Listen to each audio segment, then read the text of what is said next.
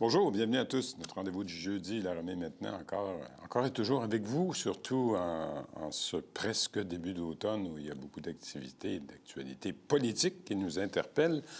Et je pense que c'est pas fini parce que là, on voit les candidatures qui commencent à émerger et à se multiplier. Encore ce matin, l'équipe du maire Martel à Boucherville annonçait une nouvelle candidature de son côté parce qu'il y a trois élus de son parti qui quittent et qui vont évidemment être remplacés. Alors, il y a déjà un premier candidat d'annoncer. Cela dit, aujourd'hui, encore une fois, des candidats, des candidates avec nous qui vont vous expliquer et nous expliquer pourquoi ils veulent se lancer en politique municipale par les temps qui courent. Au menu, Love-Joyce Amavi, qui est candidat dans le Vieux-Longueuil, dans la circonscription d'Antoinette Robidoux. Il va être avec nous tantôt. Yann Rajotte, qui est candidat à la mairie de La Prairie, est avec nous aussi aujourd'hui, tout comme Sacha Parisella. Sacha Parisella, c'est celui qui s'est annoncé pour être candidat à la mairie de Longueuil contre Catherine Fournier. Il veut même fonder un parti qui s'appellerait Agora Longueuil. On va voir avec lui dans quelques minutes de quoi il s'agit. Mais pour débuter, je te peux dire que ce n'est pas une candidate à la mairie, mais peut-être, on va le voir avec elle, parce que c'est la mairesse de Saint-Lambert, Pascale Mongrain, qui est avec nous. Bonjour, Mme Mongrain. Bonjour, M. Laramie. L'été a été bon, quand même. Très bon, merci. Vous aussi? Oui, absolument. Il a fait beau, il a a fait fait golf, chaud. pas assez. Mais bon, on va s'y faire parce que l'automne, je le disais, risque d'être fort occupé. Pour nous, oui, mais pour vous aussi, je pense, parce qu'il y a eu toute une saga à Saint-Lambert depuis plusieurs mois. Il y a eu des plaintes qui ont été portées au ministère des Affaires municipales. Vous en avez déposé des plaintes. Il y a des conseillers et une conseillère, je pense, qui ont déposé aussi des plaintes contre vous à la commission municipale. Là, c'est pas mal réglé parce qu'il y a eu des jugements qui ont été rendus. Oui. Dans votre cas, il n'y a aucune plainte qui a été retenue. Zéro. Dans le cas de vos deux amis qui siègent avec vous au conseil municipal, Mme Véraud, Stéphanie Véraud et Loïc Blancard, il y avait de mémoire 3 plaintes qui avaient été déposées contre eux. Il y en a une qui a été retenue, il y en a 2 qui ont été rejetées. Mais j'ai vu votre réaction également suite à l'annonce du jugement qui était vous n'étiez pas vraiment satisfaite du jugement. Je dirais même plus que ça, M. Laramie. On a été plusieurs à être, déçus du jugement, mais abasourdis parce que dans ce jugement-là, qui est derrière nous, là, puis comme on en parlait un peu plus tôt, et comme lundi soir, c'est ressorti comme un point tournant, là, c'est réglé, c'est fini, on passe à autre chose. Vous avez fait le dernier point. Parlons-en une dernière fois, puisque ça vous intéresse. Bien, le jugement contient des erreurs de faits qui sont bien importantes, des erreurs dans la chronologie des faits tels qu'ils ont été présentés, puis des erreurs de droit qui sont très importantes. Il y a une preuve qui a été bancale dans le sens qu'elle n'a pas été complète de la part de la poursuite. Et le résultat, c'est que c'est à se demander où est-ce qu'on est en ce moment en droit québécois quant au rôle des conseillers municipaux dans toutes les villes au Québec, parce que la juge a attribué à chaque conseiller municipal qui percevrait quelque chose qui ne fait pas son affaire, un pouvoir immense d'intervenir, d'enregistrer des conversations confidentielles, des huis clos confidentiels en conseil, et de transmettre l'information confidentielle aux gens dont le huis clos discutait. C'est vraiment grave. C'est ça, parce que pour un rappel rapide aussi, les plaintes qui avaient été déposées contre les conseillères, je pense que Stéphanie Véraud, c'était parce qu'elle avait enregistré une réunion Zoom à laquelle elle avait dit qu'elle ne participait pas. Et elle l'avait enregistré quand même. Puis dans le cas de Loïc Blancard et de Mme Véraud aussi, il avait transmis de l'information au directeur général de l'époque de la ville de Saint-Lambert, à la suite d'une réunion à huis clos également. C'est exactement ça. C'est ça. Et c'est de là que sont parties les séries de plaintes. Ça a été le point de départ. Et puis, comme vous l'avez bien résumé, les plaintes contre moi, elles ont toutes été jugées irrecevables où elles ont été abandonnées. Et la Commission municipale du Québec, par ailleurs, a accusé les 2 élus d'avoir fait quelque chose qui n'était pas éthique. Et puis la juge, finalement, les a acquittés. Alors, je reviens au fait qu'on est nombreux, là, des juristes, des citoyens, des élus, non seulement de Saint-Lambert, mais d'autres villes voisines. Hein. On parle à nos collègues des autres villes qui sont abasourdis. Mais quoi qu'il en soit, moi, je peux juste affirmer une fois de plus qu'il n'y a pas eu de climat toxique dans notre ville, il n'y a pas eu de harcèlement psychologique. Puis la meilleure preuve, c'est que les directeurs généraux eux-mêmes ont confirmé qu'il n'y avait pas eu ça comme problème dans notre ville dans la dernière année et demie. Et la directrice des ressources humaines de Saint-Lambert, qui nous a fait une présentation en mai, nous a montré des statistiques vraiment très belle, la situation de ressources humaines depuis la dernière année. Alors, un taux de rétention de vos employés qui est supérieur aux villes voisines. C'est ce qu'elle nous a dit. Elle était très fière de dire que le taux de rétention des employés à Saint-Lambert est le plus élevé de l'agglomération, que le taux de roulement est très bas, puis que le taux d'absentéisme est très bas. Et ça, c'était le reflet de la situation de la dernière année, ce qui couvre exactement la période où cette histoire a tout été montée. Alors, pour moi, c'est une histoire, c'était fait dans l'objectif de salir ma réputation. Et puis, ben moi, je veux passer à autre chose. Moi, j'ai rien à me reprocher. Là, je suis là pour ma ville. Et puis... vous ne pourrez peut-être pas passer à autre chose tout de suite, parce qu'il y a des élections dans, mon Dieu, dans 75 jours. Oui.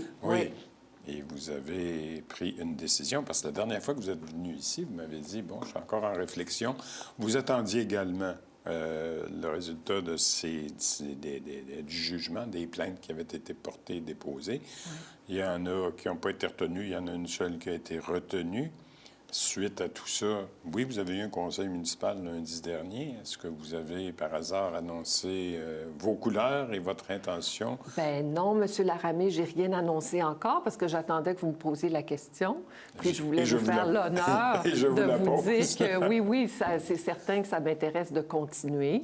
Parce que j'adore notre ville. On est tellement chanceux à Saint-Lambert d'être à Saint-Lambert. On a une belle ville avec une communauté. On se connaît, on s'entraide, on se parle. C'est vraiment convivial. Puis je l'ai souvent dit, anglophones, francophones, qui vivent très harmonieusement ensemble. Et qu'est-ce que vous voulez? On est chanceux, là. C'est beau. On a des arbres, on a des parcs, on a des infrastructures sportives. Et c'est une ville extraordinaire. Alors, c'est sûr que moi, j'ai le goût de continuer à travailler pour cette ville extraordinaire. À notre époque où l'individualisme prend de plus en plus de place dans notre société, je pense qu'on est très, très chanceux d'être dans la petite ville qu'on a à Saint-Lambert. Et moi, je suis prête à continuer à travailler pour mes concitoyens. Et d'autant plus qu'avec cette saga dans la dernière année et avec la présomption qu'on a que M. Blancard va vouloir devenir maire de la ville... Ça peut ressembler à ça, justement, à la lumière de tout ce qui a été dit et de ce qui a été fait depuis un an et demi. Sans dire que c'est votre ennemi juré, c'est celui... Non, mais c'est celui qui s'est acharné le plus souvent et le plus régulièrement pour essayer de soulever, non pas toutes les pierres, mais de soulever, je ne sais pas qu'est-ce qu'il voulait soulever, mais en tout cas, il vous a fait un peu la vie dure depuis un an. Mais vous savez, moi, ce qui m'anime, c'est qu'il ne faut pas laisser la place libre. Il faut que le prochain maire de Saint-Lambert soit quelqu'un qui a de l'éthique et qui a de l'expérience de vie, puis qui prend les choses au sérieux, puis qui s'occupe des dossiers de Saint-Lambert. Alors, je pense que c'est quasiment un devoir que de me représenter. Alors, et puis, j'ai le goût de continuer des dossiers. Il reste tellement de choses à faire. Vous savez qu'on a un hôtel de ville. Rappelez-vous qu'on a un hôtel de ville fermé depuis 3 ans. Vous avez des projets en suspens. Ah oui, puis il y a beaucoup de redéveloppement à faire dans notre ville. Il y a des projets qui sont en cours parce qu'on a refait notre plan d'urbanisme. Vous vous souvenez, on en a parlé ici. Le fameux projet là, de remplacement de construction de Taylor, votre magasin fétiche qui ferme derrière le Taylor's. Alors ça a avancé, puis espérons qu'on pourra prendre une décision là-dessus avant la fin du mandat. Et l'hôtel de ville? Bien, l'hôtel de ville, il faut finaliser un plan fonctionnel et technique, c'est-à-dire le plan qui détaille les besoins et ce qu'on vise avoir comme nouvel immeuble, pas dans le sens qu'on va le démolir complètement, Non, mais dans le sens pas. d'avoir un immeuble fonctionnel là, C'est pour ça, parce qu'il rassembler. y a des parties aussi, là, on m'expliquait à un moment donné qu'il y a des parties de l'Hôtel de Ville là, qui sont... il y en a qui sont historiques, il y en a d'autres que ça ne vaut pas vraiment la peine. Ça ne vaut pas la peine. C'est ça. L'intérieur n'a pas de valeur architecturale. On a eu un rapport là-dessus. Ouais. Mais par contre, il y a des façades qui valent certainement la peine d'être conservées, comme la caserne. Vous savez, Oui, à c'est notre ça. époque, là, démolir du béton comme ça pour recommencer une construction, c'est pas l'affaire la plus écologique. Et il y a certainement moyen de récupérer cet immeuble-là qui, lui, est en bon état. Alors, bien, c'est ça, il y a ce projet-là. Oui. Il y a encore des rues et des infrastructures souterraines Oui, bien, à bien. refaire. C'est clair. Il y a les finances de la ville à continuer à surveiller. Il y a Oui, parce aussi... que vous l'avez dit souvent ici, Saint-Lambert est presque une ville, entre guillemets, pauvre, Ah oui. parce que les finances, vous n'avez pas de possibilité de développement, vous n'avez pas de possibilité d'ajouter de la taxation et de l'argent neuf dans votre ville. Non. Parce que le redéveloppement qui a cours puis qui pourra continuer, Ouais. bien, c'est quand même limité. C'est quand même sur les terrains qui étaient déjà construits, Ouais. qui ont servi pour la plupart à des fins industrielles dans la dernière centaine d'années, puis là, qui sont appelés à être développés grâce au nouveau plan d'urbanisme. Mais on ne rajoutera pas 10 000 personnes à Saint-Lambert. Là. On va rajouter quelques centaines, Quelques peut-être un centaines, 1000, c'est ça. 1500, Ouais. 2000 max. Mais ça ne pourra pas aller au-delà de ça parce qu'on est enclavé. Alors, vous allez rester une petite ville où, paraît-il, c'est agréable d'y vivre, comme vous dites. Oui. Dites-moi donc, la campagne, je le disais, c'est dans 75 jours, plus ou moins. Oui. L'élection municipale, comment vous entrevoyez cette campagne? Parce que vous allez solliciter votre deuxième mandat. Oui. Je lisais en quelque part, dans une méchante publication de votre ville, que les maires ou les mairesses précédentes n'avaient pas réussi à obtenir un second mandat. Ah oui, mais Oui. très peu se sont présentés une deuxième fois. Et moi, ce que je comprends, c'est que la tradition de un maire, un mandat, parce Ouais. que c'est beaucoup dit dans notre ville qu'il y a cette Exact. tradition-là, bien, c'est certainement relié à une tradition encore plus ancienne ou puis que c'est terminé il y a 20 ans, 25 Ouais, ans. anglophone, francophone, Ouais, c'est ça. Il y fini. avait une alternance. Alors, il y avait une alternance comme ça, Ouais. mais vous comprenez que partant de cette tradition-là, ça donnait un maire, un mandat. Ouais. Alors là, depuis une vingtaine d'années, qu'on n'est plus en mesure de Ben, respecter ça parce qu'il y a moins C'est d'anglophones ce que je dans t'ai pas notre dit, votre ville. communauté anglaise à Saint-Lambert, c'est quoi? C'est plus ou moins 20 Oui, peut-être un peu moins, même Un peu 18 moins, hein, c'est ça. d'anglophones. Oui, Ouais. c'est ça. Alors là, on n'est plus capable de respecter ça. Mm-hmm. Et puis moi, ben, aux citoyens ou à monsieur du Journal de Saint-Lambert qui dirait... parce qu'il va le dire, c'est certain, il a déjà commencé. Mm-hmm. Ah, c'est terrible, la mairesse ne peut pas demander un deuxième mandat. Bien, moi, ma question, c'est ceci. Depuis 20 ans qu'il y a eu de la chicane dans notre ville. Oui, Alors, ça, c'est où est vrai. la preuve que le fait de ne pas laisser un maire continuer son travail est vraiment la chose à faire? Il faut que les résultats soient là. Alors, moi, je suis très fière de ce qu'on aura accompli ensemble avec le Conseil depuis 4 ans. Il reste plein de choses à faire. Et je pense qu'à ce point-ci, dans l'histoire de Saint-Lambert, aussi bien avoir une mairesse qui est déjà rodée, qui a déjà eu son training. Ah oui, solide. solide. Solidement Et puis passant. qui est prête à continuer les dossiers. Pas d'équipe.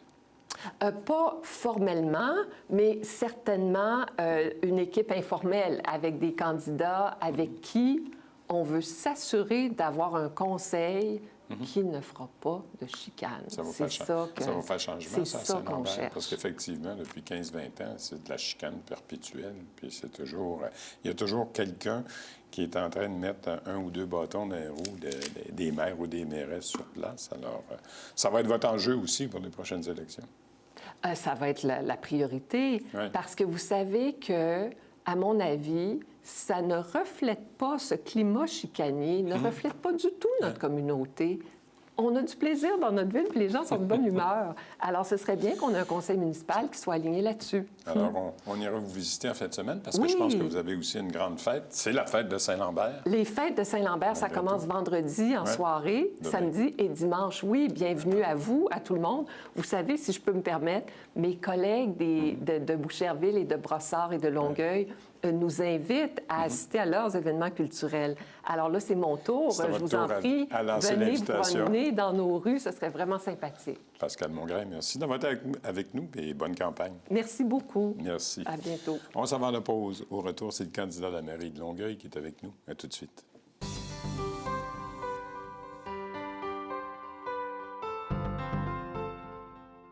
Savez-vous que les milieux du